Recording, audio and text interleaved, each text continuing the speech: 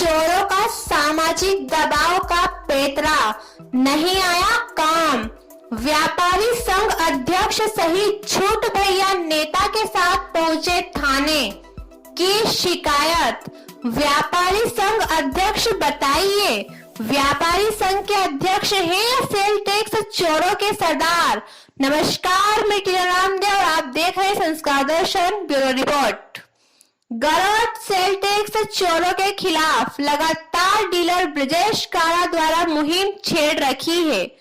मुहिम को लेकर गरोट में सेल टैक्स चोरों के तोते उड़ते दिखाई दे रहे हैं और अनगल बयान देकर दबाव बनाने का प्रयास किया जा रहा है। सेल टैक्स चोरों द्वारा ब्रजेश कारा के ऊपर दिन में सामाजिक दबाव का पेतरा आजमाने की जोर आजमाइश की गई है, लेकिन संस्कार दर्शन इनके मंसूबों पर पानी फेर दिया और समाजजनों को इनकी भद्दी सोच से अवगत करा दिया। फिर इन चांडाल चौकड़ी की बैठक हुई और बैठक में एक छूट भैया नेता, जो कि अपने आप को उप मुख्यमंत्री देवड़ा जी का खास बताकर लोगों को चमकोमाइशीन दिया करता है, लगातार देवड़ा जी के नाम से क्षेत्र में अवैध गतिविधियों का संरक्षण देने का कार्य करता है। पहले भी सट्टे प्रकरण में भी इन छूट भैया नेता का नाम भी आया था, लेकिन देवड़ा जी के नाम का उपयोग कर अपनी गली निकाल ली। उधर देवड़ा जी को सपने में भी याद नहीं है कि मेरे नाम का दुरुपयोग किया जा रहा है, जबकि देवड़ा जी के खुद जिया जी गरोठ में निवास करते हैं, मगर कभी भी इन्होंने अपने साले साहब के नाम का दुरुपयोग नहीं किया और सादा जीवन उच्च विचार की तर्ज पर अपना जीवन जी रहे हैं। संस्कार दर्शन की छूट भैया नेता को खुली चेतावनी है कि आगे से उप मुख्यमंत्री देवड़ा जी के नाम से भोली भाली जनता को धमकाया गया तो संस्कार दर्शन द्वारा खुलेआम फोटो सहित इस छूट भैया नेता की कारगुजारियां जनता के सामने प्रस्तुत कर दी जाएगी। वहीं व्यापारी संघ अध्यक्ष ने भी अपनी छोटी मानसिकता का परिचय दे दिया।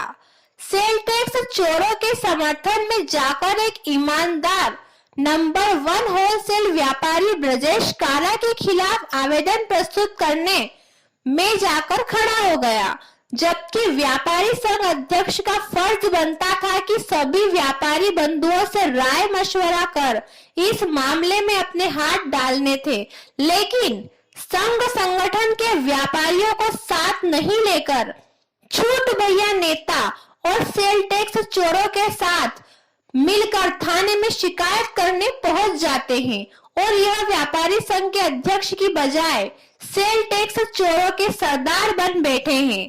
ब्रजेश कारा के खिलाफ कोई प्रूफ न मिलने के चलते सिर्फ पिछले साल दशहरे के दिन हुई पटाखा को लेकर प्रशासन की कार्रवाई का झुंझुना बजा रहे हैं, जबकि ब्रजेश कारा का परिवार कई वर्षों से पटाखों के व्यवसाय करते आ रहे हैं।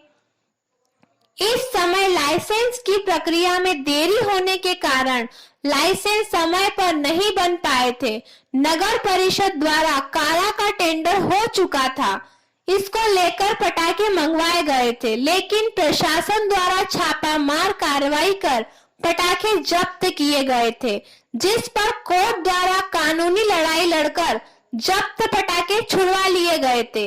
उसके बाद से ब्रजेश कारा ने पटाखे बेचना बंद कर दिया है और स्थायी लाइसेंस बनवाने की प्रक्रिया में लग गए हैं।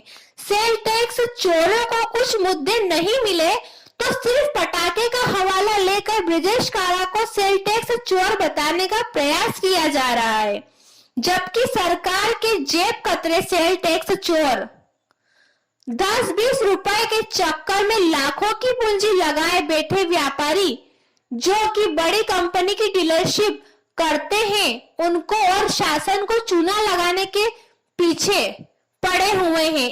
इस चूना लगाने की कोशिश से वह पीछे नहीं हट रहे हैं, लेकिन इधर ब्रजेश कारा भी कमर कसकर इन सेल टैक्स चोरों के खिलाफ मैदान में खड़े हैं और इन सेल टैक्स चोरों के खिलाफ सभी नंबर 1 के व्यापारियों को कंधे से कंधा मिलाकर साथ देना है। आगे की खबर के लिए बने रहिए संस्कार दर्शन ब्यूरो के साथ। नमस्कार।